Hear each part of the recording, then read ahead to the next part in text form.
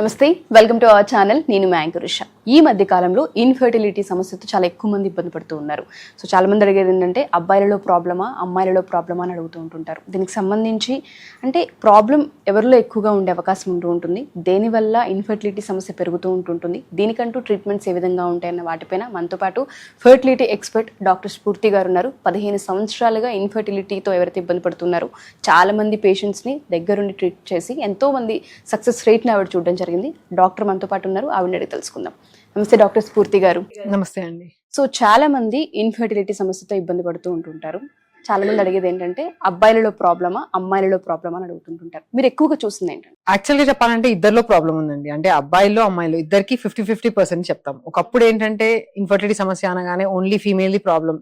అసలు ఫస్ట్ లో అయితే ఓన్లీ ఫీమేల్స్ వచ్చేవాళ్ళు, మేల్స్ అసలు వచ్చేవాళ్ళే కాదు. ప్రాబ్లం అంతా ఓన్లీ వీళ్ళకే. ప్రెగ్నెన్సీ వస్తే ఓకే, రాకపోతే వీళ్ళ ప్రాబ్లం వల్లనే అనే కాన్సెప్ట్ లో ఉండేవాళ్ళు.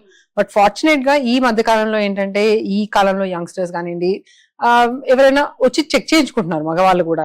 అండ్ ఈ చెక్ చేయడము అండ్ టెస్ట్ చేసుకోవడం వల్ల దానిలో తెలిసింది ఏంటంటే ఇద్దరు ఈక్వల్ గా రెస్పాన్సిబుల్ అనమాట. ఇప్పుడు అందుకని మేము ఎప్పుడైనా కపుల్ని రమ్మంటాం. ఓన్లీ ఫీమేల్ వచ్చి చూపించుకోవడము లేదంటే ఓన్లీ మేల్ వచ్చి చెక్ చేయించుకోవడం కాకుండా ఇద్దరు పార్ట్నర్స్ వస్తేనే మనం ఇద్దరికి కలిపి చేసిన టెస్ట్లలో మనకి ఇష్యూస్ అనేవి బయటపడతాయండి.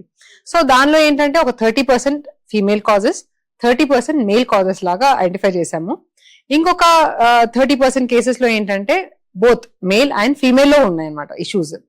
ఒక 10% కేసెస్ లో మాత్రం, ఒక 10-20% కేసెస్ లో చేసుకునే టెస్ట్లు అన్ని బాగానే ఉంటాయి, బట్ స్టిల్ ప్రెగ్నెన్సీ రాదు. అదేంటంటే లాస్ట్ కి అన్ఎక్స్ప్లెయిన్ ఇన్ఫర్టిలిటీ అనేది. సో అది మేల్ ఇష్యూవా ఫీమేల్ ఇష్యూ అని మనం చెప్పలేం. టెస్ట్లు అన్ని నార్మలే వస్తాయి, బట్ ప్రెగ్నెన్సీ రాదు. సో దానికి ఆ డయాగ్నోసిస్ అన్ఎక్స్ప్లెయిన్ ఇన్ఫర్టిలిటీ అనేది డయాగ్నోసిస్ పెడతాం. సో ఇలా కాజెస్ లాగా డివైడ్ చేస్తాం. కొన్ని కేటగిరీస్ అనేవి ఉంటుంటాయి. సో మీరు చూసిన దాంట్లో 30% అమ్మాయిల్లో కనిపిస్తుంది, 30% హస్బెండ్స్ లో కనిపిస్తూ ఉంటుంది, ఒక 30% అనేది అటు ఇటుగా ఉంటుందని చెప్తూ ఉన్నారు. ఎక్కువ దేని వల్ల ఈ సమస్య వస్తుంది అంటారు? ప్రెగ్నెన్సీ రాకపోవడానికి చూసిన 30% లో రీజన్స్? సో ఒకటండి, ఈ మధ్య కాలంలో ఈ ఇన్ఫర్టిలిటీ సమస్య అనేది చాలా పెరిగింది. ఆల్మోస్ట్ WHO గైడ్ లైన్స్ ప్రకారం చూసుకున్నట్టయితే ప్రతి 6గురిలో ఒకళ్ళు ఈ ప్రాబ్లమ్ తో బాధపడుతున్నారు అనేది తెలిసింది. ఎందుకు అంటే ఒకప్పుడు కాలంతో కంపేర్ చేస్తే ఇప్పుడు ఎందుకు ఇలా ఈ ఇష్యూ అనేది ఇంత పెరుగుతుంది అనేది చూసినట్టయితే మన కరెంట్ లైఫ్ స్టైల్ ఇష్యూస్ అనేవి మేజర్ గా చూస్తున్నామండి. అంటే ఏం రీజన్ లేకుండానే males as well as females లో కూడా ఎగ్ కౌంట్ తగ్గిపోవడం, స్పర్మ్ కౌంట్ తగ్గిపోవడం చాలా చూస్తున్నాం ఈ మధ్యలో. నార్మల్ గా ఏంటంటే ఫీమేల్స్ కి వయసు పెరుగుతున్న కొద్దీ ఎగ్ నెంబర్ తగ్గడం అనేది కామన్ గా చూస్తుంటాం. బట్ ఈ మధ్య కాలంలో ఏంటంటే యంగ్ ఏజ్ లో కూడా 20s లో వస్తుంటారు, 25-24 years. అప్పుడు టెస్ట్ చేసినప్పుడు ఎగ్ కౌంట్ కంప్లీట్ గా తగ్గిపోవడం. 20 years ఉన్న నార్మల్ గా 40 తర్వాత కావాల్సింది, 40 years ప్లస్ తర్వాత కావాల్సింది 20s లోనే ఈ ఎగ్ కౌంట్ అనేది తగ్గిపోవడం. దానికి రీజన్స్ కనిపించవు ఒక్కొక్కసారి. అండ్ మేల్స్ లో కూడా అంతే, వాళ్ళు హెల్దీగా ఉంటారు, అలవాట్లు ఏం లేవని చెప్తారు, బట్ స్టిల్ టెస్ట్ చేసుకున్నప్పుడు స్పర్మ్ కౌంట్ టెస్ట్ చేసుకున్నప్పుడు less than 5 million, మరీ తక్కువగా ఉండడము, ఒక్కొక్కసారి 0 రావడము. రీజన్స్ అనేవి ఒక్కొక్కసారి కనిపించవు. మనం ఎన్ని టెస్టులు చేసినా కూడా జెనెటిక్ గా అంతా నార్మల్ గా ఉంటుంది, ఏం ఇష్యూస్ కనిపించవు. బట్ స్టిల్ తగ్గడం అనేది ఈ మధ్య కాలంలో చాలా ఎక్కువ చూస్తున్నామండి. అలాగే ఎందుకు అనేది చూస్తే maybe life style is one important thing అని చెప్పొచ్చు. ఫస్ట్ ఏంటంటే ఈ మధ్య కాలంలో ఒకటి స్ట్రెస్ అనేది మోస్ట్ ఇంపార్టెంట్ ఫ్యాక్టర్ అండి. అంటే ప్రెగ్నెన్సీ రావట్లేని స్ట్రెస్, దాంతో పాటు వాళ్ళ వర్క్ స్ట్రెస్సెస్. ప్రతి ఒక్కరికి ఇప్పుడు డెడ్ లైన్స్ ఉన్నాయి, ప్రతి ఒక్కరికి మీటింగ్స్ ఉంటాయి. సో అసలు చాలా మంది వచ్చి అది కూడా కంప్లైంట్ చేస్తుంటారు, అసలు మాకు మార్నింగ్ ఎప్పుడో 8 o'clock వెళ్తాం, మనం నైట్ ఎప్పుడో 8-9 వస్తుంది, వంట చేసుకోవడం కూడా టైం సరిపోదు. ఈ క్విక్ డెలివరీస్, మనం బయట తీసుకునే ఈ ఫుడ్ కానివ్వండి, ఇవన్నీ యాడ్ అయిపోతున్నాయి మనకి. సో దీని వల్ల ఏంటంటే ఇప్పుడు స్ట్రెస్ ఎక్కువ ఉండడం వల్ల నార్మల్ గా ఏదైనా సరే బ్రెయిన్ నుంచి వచ్చే హార్మోన్స్ తోని మనకి ఎగ్ పెరగడం కానీ అన్ని ఉంటాయి. ఇప్పుడు ఈ స్ట్రెస్ ఏదైతే ఎక్కువ ఉంటుందో అది మనకి బ్రెయిన్ మీద ఎఫెక్ట్ చూపిస్తుంది. హిప్పోకాంపస్ అని ఉంటుంది, హైపోథాలమస్, పిట్యూటరీ అనే ఏరియాస్ ఉంటాయి బ్రెయిన్ లో. సో దాని మీద ఎఫెక్ట్ చూపించి నార్మల్ గా ఫంక్షన్ అవ్వాల్సిన హార్మోన్స్ ఏవి ఫంక్షన్ అవ్వవు. Brain is like over work చేస్తా ఉంటది అనమాట స్ట్రెస్ ని కంట్రోల్ చేయడానికి. సో దాని వల్ల ఎగ్ పెరగడము, రిలీజ్ అవ్వడం, ఇవన్నీ ఇబ్బందులు ఉంటాయి. అండ్ అలాగే ఇంకొకటి చూసుకున్నట్టయితే weight. So sedentary life style అనేది ఎక్కువైంది. అంటే కదలిక లేదు, బాడీకి మూవ్మెంట్స్ అనేవి లేవు. సాఫ్ట్వేర్ జాబ్ కానివ్వండి, ఎనీ వైట్ కాలర్ జాబ్, మీరు డాక్టర్ని చూసుకుని ఇవన్నీ చూసుకున్న వాళ్ళకి టైం సరిపోవట్లేదు. డే అంతా ఇక్కడే వాళ్ళకి ఈ ఆఫీస్ మీటింగ్స్ దాంతోనే అయిపోతుంది. సో వాకింగ్ చేసే టైం ఉండదు, యాక్టివిటీ ఎటువంటిదైనా సరే ఫిజికల్ యాక్టివిటీ అనేది కంప్లీట్ గా తగ్గిపోయింది ప్రతి ఒక్కరికి. ఈవెన్ యంగ్ ఏజ్ నుంచి చూసుకుంటే కూడా ఒకప్పుడు పిల్లలు మంచిగా ఆడుకునే వాళ్ళు, ఇప్పుడు ఏంటంటే యంగ్స్టర్స్ కూడా వాళ్ళకి dead lines, exams, every week exams అని చిన్నప్పటి నుంచి ఈ ఒబేసిటీ అనేది కూడా ఎక్కువైంది మనకి. ఎస్. సో దీని వల్ల కూడా అంతే, ఎగ్ పెరగడము, రిలీజ్ అవడంలో ఇబ్బంది ఉండడం, మగవాళ్ళు స్పర్మ్ కౌంట్ తగ్గడము, ఇలాంటి అన్ని ఇష్యూస్ దాని వల్ల చూస్తుంటాం. అండ్ ఇంకొక ఇంపార్టెంట్ థింగ్ మనకి ఇప్పుడు ఈ ఎండోక్రైన్ డిస్ట్రప్టింగ్ కెమికల్స్, మీరు వినుంటారు ఈ మాట. ఏంటంటే మనం వాడే రైట్ ఫ్రమ్ చిన్న పర్ఫ్యూమ్ నుంచి స్టార్ట్ చేస్తే ప్రతి ఒక్కటి డిటర్జెంట్స్ లో, షాంపూస్ లో, ఎవ్రీథింగ్ అన్నిట్లో కూడా ఈ ఎండోక్రైన్ డిస్ట్రప్టింగ్ కెమికల్స్ ఉన్నాయని చాలా స్టడీస్ లో ప్రూవ్ అయింది. సో దీని వల్ల ఏంటంటే మన హార్మోన్స్ అనేది ప్రొడక్షన్ సరిగ్గా ఉండదు, కంప్లీట్ గా డిస్టర్బ్ అయిపోతుంది అనమాట. సో దాని వల్ల డెఫినెట్ గా ఎగ్ క్వాలిటీ, ఎగ్ కౌంట్ మీద, ఎగ్ రిలీజ్ అవ్వడం మీద, స్పర్మ్ కౌంట్ మీద దాని ఎఫెక్ట్ కూడా ఉంటుంది. అంటే కొన్ని మనం అవాయిడ్ కూడా చేయలేము. రైట్ ఫ్రమ్ మార్నింగ్ లేస్తే మనం ఫస్ట్ చేస్తే బ్రష్, ఆ బ్రష్ కూడా ప్లాస్టిక్ తోనే ఉంటుంది. సో అక్కడ నుంచి స్టార్ట్ చేస్తే everything day to day, water bottle కానివ్వండి, కొన్ని అవాయిడ్ చేయగలుగుతాం, బట్ కొన్ని అవాయిడ్ చేయడం కూడా మనం కుదరదు. సో అది ఇంకా అలా దాని వల్ల ఒకటి. అండ్ మనం తినే ఫుడ్, యూ వోంట్ బిలీవ్, మనం తాగే వాటర్ లో కూడా మైక్రో ప్లాస్టిక్స్ ఉన్నాయని చాలా స్టడీస్ లో ప్రూవ్ చేసిందండి. ఎంత మీరు ప్యూరిఫై చేసుకుని తాగినా కూడా ఈ మైక్రో ప్లాస్టిక్స్ మన బ్లడ్ లోకి వెళ్తున్నాయి, ఓవేరియన్ టిష్యూలో కనిపిస్తుంది, స్పర్మ్ ఫ్లూయిడ్ లో, సెమినల్ ఫ్లూయిడ్ లో కనిపిస్తుందని చాలా స్టడీస్ లో చెప్పారు. సో ఇవన్నీ యాడిటివ్. అండ్ దాంతో పాటు ఎక్స్ట్రా అంటే స్మోకింగ్, ఆల్కహాల్, ఇవన్నీ కూడా ఎక్కువయ్యాయి. సో ఈ రీజన్స్ ఇవన్నిటి వల్ల కూడా మనము యంగ్ ఏజ్ లోనే అన్ఎక్స్ప్లెయిన్డ్ కాజెస్ అనేవి చాలా ఎక్కువ చూస్తున్నామండి. అంటే కౌంట్ మీద మనకు కనిపించేది కౌంట్ ఎఫెక్ట్ కనిపించడం, అండ్ ఆల్సో కొన్నిసార్లు ఇందాక చెప్పాను కదా అన్ఎక్స్ప్లెయిన్ ఇన్ఫర్టిలిటీ, అంటే రీజన్స్ కనిపించవు బట్ క్వాలిటీ తగ్గడం కానివచ్చు, అట్లాంటి ఇష్యూస్ కూడా దీని వల్ల కనిపిస్తున్నాయి మనకి. సో ఈ లైఫ్ స్టైల్ అనేది మేజర్ గా చెప్తామండి. దాంతో పాటు ఇంకా ఏమేమి రీజన్స్ ఉండొచ్చు అంటే, వన్ థింగ్ డెఫినెట్ గా లేట్ మ్యారేజెస్ అనేవి ఎక్కువ అయ్యాయి ఈ మధ్య కాలంలో. అంటే దట్ ఇస్ ఎవరు ఇండిపెండెంట్ ఉన్నామని చూస్తున్నారు. సో దాని వల్ల ఏంటంటే ఒకప్పుడు ఏంటంటే 20s లోనే ప్రెగ్నెన్సీస్ వచ్చేవి. ఇప్పుడు ఏంటంటే 25, 30 తర్వాత వాళ్ళు ప్రెగ్నెన్సీ పెళ్లి చేసుకుందాం అనుకుంటున్నారు. పెళ్లి చేసుకున్న వెంటనే ప్రెగ్నెన్సీ కూడా కాదు, వాళ్ళు కరెక్ట్ గా సెటిల్ అయ్యి వాళ్ళు ఇద్దరు స్టేబుల్ ఉండాలి, plus as well as mental గా కూడా వాళ్ళు ఓకే టు బికమ్ ప్రెగ్నెంట్, ఇప్పుడు we are ready to have kids అని అనుకున్నప్పుడు ప్రెగ్నెన్సీ ప్లాన్ చేస్తున్నారు, which is actually correct also, అది రాంగ్ అని కూడా కాదు. సో దాని వల్ల ఏంటంటే ఇప్పుడు ఏజ్ అనేది మన కోసం ఆగేది కాదు. సో ఎస్పెషల్లీ ఫీమేల్స్ లో ఏంటంటే ఈ ఏజ్ పెరుగుతున్న కొద్దీ ఎగ్ కౌంట్ అనేది ఎవరికైనా తగ్గుతుంది. సో ఆ ఏజ్ రిలేటెడ్ డిక్లైన్ అనేది కూడా ఎక్కువ చూస్తున్నాము ఈ లేట్ మ్యారేజెస్ దాని వల్ల. So that is one important ఇంకొక కాజ్ అండి. అండ్ మళ్ళీ తర్వాత ఫీమేల్స్ లో, మేల్స్ లో సెపరేట్ గా చూసుకుంటే, ఫస్ట్ థింగ్ ఫీమేల్స్ లో ఏంటంటే ఎగ్ రిలీజ్ అవడంలో ఇబ్బంది, యానోవ్యులేషన్ ప్రాబ్లమ్స్ అంటాం. ఎస్పెషలీ PCOS అనేది వన్ ఆఫ్ ద ఇంకా మోస్ట్ కామన్ కాజెస్ లానే చూస్తుంటాం. వీళ్ళకి ఏంటంటే ఎగ్స్ అన్ని బాగుంటాయి కానీ ఎగ్స్ అనేవి పెరగకుండా చిన్న స్టేజ్ లోనే అరెస్ట్ అయిపోయి ఉంటాయి. సో ఇలాంటి అంటే దానివల్ల ఎగ్ పెరగకపోవడము, రిలీజ్ అవ్వకపోవడం, ఎగ్ పెరిగి రిలీజ్ అవుతానే కదా ప్రెగ్నెన్సీ వచ్చేది. సో ఈ ఇష్యూస్ చూస్తుంటాం. అలాగే ఎండోమెట్రియోసిస్ అని కొన్ని కండిషన్ ఉంటుంది, ట్యూబ్స్ లో బ్లాక్స్ ఉండడం, అన్ఎక్స్ప్లెయిన్డ్ రీజన్స్ అనేవి కనిపించవు ఒక్కొక్కసారి. సో ఇవన్నీ ఫీమేల్స్ లో చూస్తుంటాం. వేరస్ మేల్స్ లో ఏంటంటే స్పర్మ్ కౌంట్ తగ్గడము, దానికి ఏమైనా ఇన్ఫెక్షన్స్ కాజెస్ ఉండొచ్చు ఒక్కొక్కసారి. సో ఆర్ ఏమైనా వెరికోసిల్ ఇష్యూస్ అనేవి చూస్తుంటాం. సో ఇవన్నీ కాజెస్ లాగా చూస్తున్నాం అండి. అంటే both male as well as female లో కూడా ఇద్దరిలో కామన్ గా ఉండే ప్రాబ్లమ్స్ కొన్ని మనం ప్రివెంట్ చేయగలుగుతాము, కొన్ని ప్రివెంట్ చేయలేము ఇంకా. సో మీరు అన్నట్టుగానే 30%, 40% కనుక ఆ రేషియోలో మనం చూసుకుంటే ఇద్దరు వల్ల అవుతుందని చెప్పుకోవచ్చు.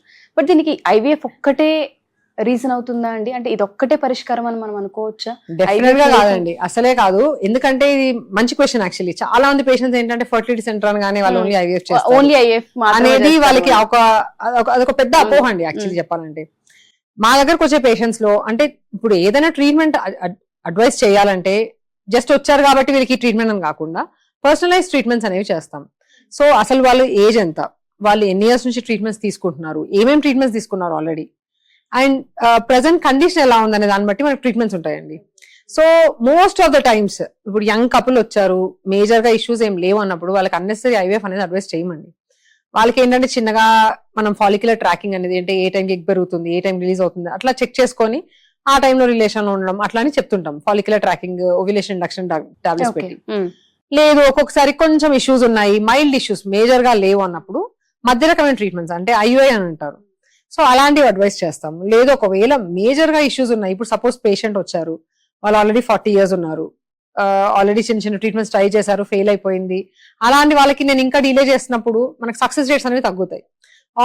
ఆర్ ఆబ్వియస్ ఇష్యూస్ ఉన్నాయి, అంటే ఇప్పుడు ట్యూబ్స్ 2 బ్లాక్ ఉన్నాయి, సర్జరీ కూడా చేయలేము, లేదంటే స్పర్మ్ కౌంట్ మరీ తక్కువగా ఉంది, less than 5 million అట్లా ఉంది, ఇలాంటి ఏమైనా మేజర్ గా ఇష్యూస్ ఉన్నప్పుడు ఒక్కొక్కసారి మాత్రం డైరెక్ట్ గా IVF అనేది అడ్వైస్ చేయాల్సి వస్తుందండి. సో ఐవీఎఫ్ ట్రీట్మెంట్ అనేది బ్లాంకెట్ గా అందరికి ఇచ్చేది డెఫినెట్ గా కాదు, అది చాలా పెద్ద అపోహ. అది మోస్ట్లీ ఇప్పుడు ఒక 100 మంది వస్తే ఒక 60% మందికి చిన్న ట్రీట్మెంట్స్ లోనే ప్రెగ్నెన్సీస్ వచ్చేస్తాయి. 30-40% మందికి మాత్రం ఒకసారి ఐవీఎఫ్ అనేది అవసరం పడుతుంది. సో మీరు అన్నట్టుగానే చిన్న చిన్న రీజన్స్ ఏవైతే ఉంటుంటాయో, మనం పర్ఫ్యూమ్స్ దగ్గర నుంచి చూసుకున్నా, లేదంటే మీరు అన్నారు వాకింగ్ అని చెప్పి, లైఫ్ స్టైల్ అని చెప్పి, తినే ఫుడ్ అని చెప్పి, అండ్ దాంతోపాటు ఇంటిమసీ గురించి చాలా మంది అడుగుతూ ఉంటుంటారు. ఇక్కడ మేము ఏమైనా మిస్టేక్ చేస్తున్నామా, దీని వల్లనే మాకు ఏమైనా ప్రాబ్లం ఉందా అని కూడా అడుగుతుంటుంటారు. ఒకసారి దాని గురించి మనం డిస్కస్ చేయొచ్చు. ఇది కూడా వన్ ఇంపార్టెంట్ థింగ్ అండి. యాక్చువల్గా ఏంటంటే ఎస్పెషల్లీ సాఫ్ట్వేర్ వాళ్ళు, లేదంటే ఎవరైనా సరే టెన్షన్, వాళ్ళు స్ట్రెస్ లో ఉన్నారు, హస్బెండ్ ఒక టైం కి షిఫ్ట్ ఉంటుంది, వైఫ్ కి ఒక టైం కి షిఫ్ట్ ఉంటుంది, అసలు కలవడంలో కూడా వాళ్ళకి టైం సరిపోవట్లేదు, మాకు ఒక పర్టికులర్ డేట్ చెప్పండి, మేము ఆ రోజు కలుస్తామని చెప్పే పేషెంట్స్ కూడా ఉంటారు. బికాస్ అన్ఫార్చునేట్లీ అది ఇప్పుడు కండిషన్ అట్లా ఉందండి. బికాస్ మనము ఈ షెడ్యూల్స్, ఈ డెడ్ లైన్స్, ఈ meetings we have to cross it అంతే. ఇంకా దాన్ని నేను వదిలేస్తాను అని ఇంట్లో కూర్చోవడం కూడా చేయలేము. నాకు పర్టికులర్ డేట్ చెప్పండి అన్నప్పుడు ఆ టైంలో ఏమవుతుందంటే స్ట్రెస్ అనేది కూడా ఎక్కువ అవుతుందండి. ఇప్పుడు ఈ టైంలో ఎగ్ రిలీజ్ అవుతుంది, నార్మల్ గా పేషెంట్స్ వస్తుంటారు, నార్మల్ గా రిలేషన్ లో ఉన్నప్పుడు ఏమి ఇబ్బంది ఉండదు. బట్ ఇప్పుడు ఎగ్ రిలీజ్ అయ్యి ఈ టైంలో రిలేషన్ లో ఉండాలని టైం చెప్పినప్పుడు వాళ్ళకి లేనిపోయిన స్ట్రెస్ వల్ల వాళ్ళు కలవడంలో కూడా ఇబ్బంది ఉంటుంది, ఇరెక్షన్ ప్రాబ్లమ్స్ ఉంటాయి, వాళ్ళిద్దరికి ఇంటిమసీ ఇష్యూస్ ఉంటాయి. సో ఇలాంటివి కూడా చాలా చూస్తుంటాము. అందుకని అంటే నార్మల్ గా ఏంటంటే రెగ్యులర్ గా ట్రై చేసే వాళ్ళకి ఈ టైం అని స్ట్రెస్ పెట్టుకోకుండా ఎవ్రీ ఆల్టర్నేట్ డే అని చెప్తుంటాం. బట్ అసలు ఇంకా వాళ్ళకి కలవడంలో కూడా ఇంకా ఇబ్బంది ఉంది, టైమే సరిపోవట్లేదు అన్నప్పుడు ఇంకా వాళ్ళకి లాస్ట్ ఆప్షన్ ఏ టైంకి ఎగ్ రిలీజ్ అవుతుందో చూసి ఆ టైంలో రిలేషన్ లో ఉన్నామని చెప్పడం. ఓకే, సో దానికంటే ఒక డెడ్ లైన్ పెట్టి దాన్ని స్ట్రెస్ గా చూసి, అది ఏంటంటే ఇట్స్ మోర్ లైక్ అదొక వర్క్ లాగా అయిపోతుంది అనమాట వాళ్ళకి. ఇంకా ఈ టైంలో ఎగ్ రిలీజ్ అవుతుంది, ఒక ఎమోషన్ ని మనం మీరు అన్నట్టు ఒక వర్క్ వైపు టర్న్ చేస్తున్నాం, ఒక ఎమోషన్. అది అన్ఫార్చునేట్లీ ఈ మన ప్రెజెంట్ సినారియో అట్లుంది కల్చర్. ట్రూ. సో మీరు అన్నట్టుగానే చిన్న చిన్న ప్రాబ్లమ్స్ చాలా మేజర్ వాటికి దెబ్బతీస్తూ ఉంటాయి. బట్ అందరు కామన్ గా అడిగేది ఏంటంటే, మేము ఒక 5-6 years నుంచి ఈ పెయిన్ తో ఉన్నామండి, మేము విజిట్ అవ్వచ్చా, ఈ టైంలో మాకు అవుతుందా, ఇన్ని ఇయర్స్ తర్వాత ఐవీఎఫ్ కాకుండా చిన్న చిన్న రీజన్స్ వల్ల గనక మాకు ఇబ్బంది ఉంటే మేము నార్మల్ గా కన్సీవ్ అవుతామని అడుగుతుంటారు. ఈ కన్సీవాలో ఈ విధంగా పాసిబుల్ అవుతుంది? డెఫినెట్ గా అండి. ఇప్పుడు ఇందాక చెప్పినట్టు అందరికి ఐవీఎఫ్ అనేది బ్లాంకెట్ గా అయితే అవసరం పడదండి. ఒక్కొక్కసారి చిన్న చిన్న చేంజెస్, జస్ట్ సింపుల్ మల్టీవిటమిన్స్ పెడితే కూడా ఒక్కొక్కసారి కన్సీవ్ అయ్యే వాళ్ళు ఉంటారు. బికాస్ చెప్పలేము, ఇప్పుడు ఒక్కొక్కసారి ప్రీ కన్సెప్షన్ కౌన్సిలింగ్ అని చేస్తుంటాము, దానిలో ఏముంది, ఒక్కొక్కసారి హీమోగ్లోబిన్ సరిగ్గా లేదు, లేదంటే షుగర్ ఎక్కువ ఉంది, లేదంటే థైరాయిడ్ కంట్రోల్ లేదు. ఒక్కొక్కసారి ఆ చిన్న చిన్న కరెక్షన్స్ చేస్తే కూడా ప్రెగ్నెన్సీస్ వచ్చే ఛాన్సెస్ ఉంటాయండి. బట్ సెడ్ అండ్ డన్, ఒకవేళ ఇష్యూస్ ఉన్నాయంటే మాత్రం చాలా మంది ఏంటంటే రెడీగా యాక్సెప్ట్ చేయలేరు. ఇప్పుడు ఐవీఎఫ్ అనగానే వాళ్ళు they want to take time, which is correct also. వెంటనే ఇప్పుడు ఇష్యూ ఉంది అనగానే ఓ అని చెప్పేసి ఓకే వెళ్ళిపోదామని కాకుండా వాళ్ళు కొంతమందికి టైం ప్రాసెస్ చేసుకోవడానికి టైం పడుతుంది. సో అలాంటి వాళ్ళకి ప్రాపర్ గా సైకలాజికల్ కౌన్సిలింగ్ అన్ని ఇచ్చి మనం నెక్స్ట్ ఏంటి ఆప్షన్స్ అనేవి ఉంటాయండి. అంటే మన దగ్గర ఏంటంటే ఇప్పుడు ఇది మీకు ట్రీట్మెంట్ అని కాకుండా వాళ్ళకి ఒక బాస్కెట్ ఆఫ్ ట్రీట్మెంట్స్ అనేవి చెప్తాం. దానిలో బెస్ట్ ట్రీట్మెంట్స్ ఏంటి, దాని సక్సెస్ రేట్స్ ఏంటి, ఇవన్నీ మాట్లాడుకొని దాన్ని బట్టి పేషెంట్ చూస్ చేసుకునే విధంగా ఉంటుంది అనమాట. ఇప్పుడు ఇది మీకు అని కాకుండా మీకున్న ఆప్షన్స్ ఇవి, దీనిలో సక్సెస్ రేట్స్ ఇవి, ఇప్పుడు మీ ఏజ్ కి ఇది బెటర్ ఆప్షన్. బట్ అట్లా అని అందరికి ఇప్పుడు చెప్పాను కదా, ఒక్కొక్కసారి ఎగ్స్ 1 or 2 eggs ఉన్నప్పుడు జనరల్ గా ఐవీఎఫ్ చెప్తాం. బట్ పేషెంట్ నాకు వద్దు మేడం, నేను అసలుగా ట్రై చేద్దాం అనుకుంటున్నానంటే వాళ్ళకి ఎగ్స్ ఉన్న రోజులు ట్రై చేయొచ్చు న్యాచురల్ గా. బట్ వాళ్ళకి ఎన్ని డేస్ ట్రై చేస్తే, అంటే ఆ డీలే వల్ల వచ్చే ఇష్యూస్ ఏంటి, ఆ ఇష్యూస్ అన్ని మనం ప్రాపర్ గా కౌన్సిల్ చేసాం అనుకోండి, వాళ్ళు దాన్ని బట్టి వాళ్ళు ఒక ఇన్ఫార్మ్ డెసిషన్ అనేది తీసుకోగలుగుతారు. ఓకే మాకు ఇప్పుడు ఇది చేస్తే ఇలా ఆప్షన్స్ ఉన్నాయి అనేవి వాళ్ళు కూడా తీసుకోగలుగుతారు. Thank you so much ma'am. చాలా మంది ఆడవాళ్ళకి మగవాళ్ళకి ఇద్దరికి, వైఫ్ అండ్ హస్బెండ్ కి అర్థమయ్యే విధంగా చెప్పారు. మీరు అన్నట్టుగానే ఏజ్ని బట్టి ఎగ్స్ యొక్క క్వాలిటీ మారుతూ ఉంటుంది, అండ్ దాంతోపాటు ఎగ్స్ కౌంట్ తగ్గుతూ ఉంటుంది, స్పర్మ్ కౌంట్ తగ్గుతూ ఉంటుంది, దాంతోపాటు లేని యొక్క రిలేషన్షిప్ మధ్యలో లేని ఇష్యూస్ వస్తూ ఉంటుంటాయి, నిరాశ పెరుగుతూ ఉంటుంది, దానివల్ల తెలియకుండానే ఒకరిపైన ఒకరికి అవుతూ ఉంటుంది. దాని వల్లనే చాలా మంది రిలేషన్షిప్ సరిగ్గా ఉండక మిస్అండర్స్టాండింగ్స్ కూడా పెరిగిపోతున్నాయి. Thank you so much. ఒక హోప్ ని క్రియేట్ చేశారు. ఐవీఎఫ్ సెంటర్స్ అనగానే డైరెక్ట్ వెళ్ళగానే ఐవీఎఫ్ అంటారు అనేది కాదు, చిన్న చిన్న కారణాలు ఉంటూ ఉంటాయి, దానికంటూ బెటర్ ట్రీట్మెంట్ ఉంటుందని చాలా నీట్ గా ఎక్స్ప్లెయిన్ చేశారు. ఎవరైతే మా ఈ వీడియో చూస్తూ ఉంటుంటారో, కొన్ని ఇయర్స్ నుంచి మేము పిల్లల కోసం ప్రయత్నిస్తూ ఉన్నాము, మాకు కారణం ఏంటో తెలియదు, ఎన్ని టెస్టులు చేసినా అంతా బాగుందని చెప్తూ ఉన్నారు, లేదంటే స్పర్మ్ కౌంట్ తక్కువ ఉంది దానివల్లనే రావట్లేదు, అంటే మేము ఒబేస్ అయిపోయాము దానివల్ల రావట్లేదు అని చెప్తున్నారు అనుకునే వాళ్ళందరూ కూడా ఒకసారి కన్సీవ్ అని ఒకసారి విజిట్ చేయండి, ఒకసారి మేడంని కలవండి, కూర్చోబెట్టి మీ ప్రాబ్లం ఏంటి అని చాలా డీటెయిలింగ్ గా ఎక్స్ప్లెయిన్ చేసే అవకాశం ఉంటుంది.